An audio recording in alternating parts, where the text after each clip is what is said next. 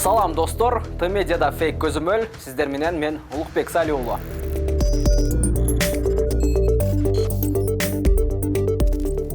Биздин жашоо интернет менен түздөн-түз байланышта. Интернет аркылуу тамак аш буйрутма беребиз, бир жака барыш керек болсо такси чакырабыз, буюм сатыш керек болсо да интернет дароо жардамга келет. Замандан артта калбай, кылмышкерлер, алдамчылар уурларда мыйзамсыз иштерин интернеттен жардам менен ишке ашырышууда. Бүгүнкү чыгарылышта кибер кылмышкерлер жана интернеттеги жалган маалыматтар тууралуу айтып беребиз. Алсак, WhatsApp тиркемеси туулган күнүнө карата колдонуучуларына 800 сомдон салып берип жатат. Ал үчүн аталган билдирүүнү 5 группага жөнөтүү керек деген маалыматтар келип турат. Чындыгында ошондойбу? Биз көзөмөл жүргүзүп көрдүк. Алгач биз бул катта көрсөтүлгөн талапты аткарып 5 группага жибердик. Бирок бизге эч кандай каражат түшкөн жок. Андан кийин көрсөтүлгөн номерге байланыштык. Натыйжада мындай номер жок экендиги белгилүү болду. Андан соң WhatsApp тиркемесинин официалдуу сайтына кат жөнөттүк. Сиз алган чалуу же билдирүү жалган маалыматтын мисалы болуп саналат.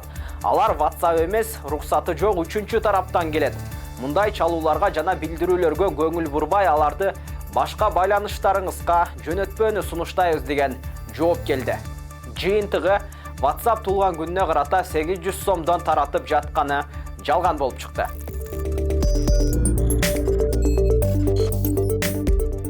Көзөмөлдү улантабыз достор. Жакында салык кызматы атайын лотерея уюштуруп, үй, автоунаа утуп алгыла деген реклама кылышты. Биринчи туру бүтүп, алгачкы жеңүүчү да табылды.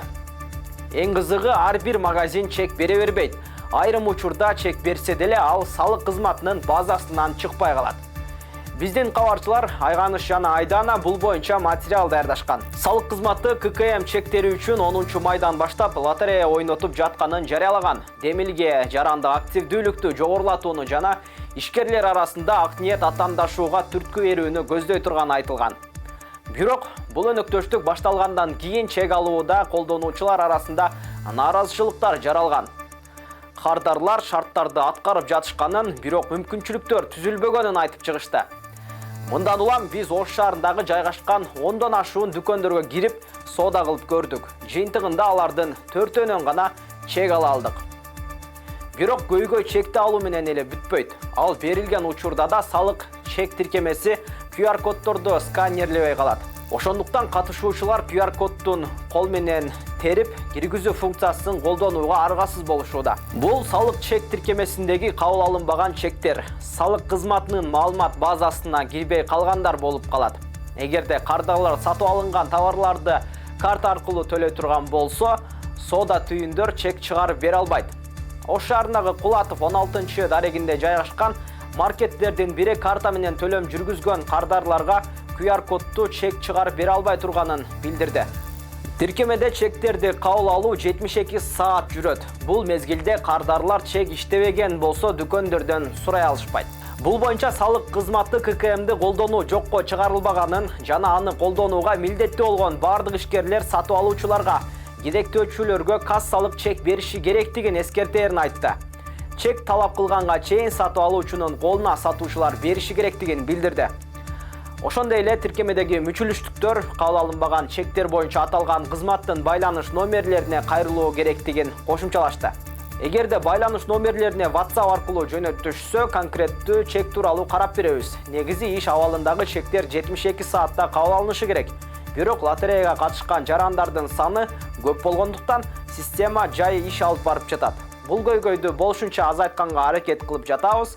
Кардарлар накталай жана карта аркылуу төлөм жасаганда сөзсүз түрдө чек бериши керек.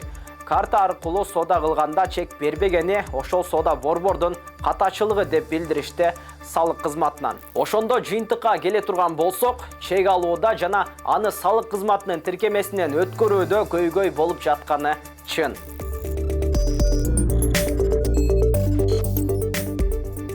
Алдамчылыктын дагы бир ыкмаларынын бири бул белгилүү брендтен атын жамынып элди алдоо. Социалдык тармактарда Beko компаниясы 36 жылдык мааракесине карата 360 даана муздаткыч ойнотуп жатканы тууралуу маалымат тарап жатат. Билдирүүлөрдүн чын же жалганын билүү үчүн тараган маалыматтагы талаптарды аткарып көрүүнү чечтик.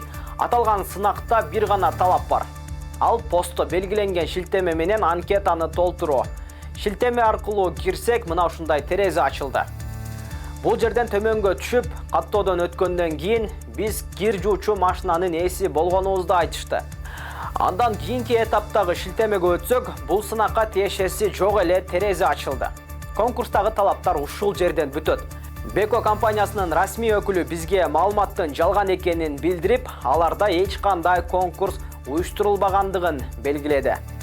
Жыйынтыкка келсек, социалдык тармактарда кеңири тараган бул маалымат чындыкка дал келбейт.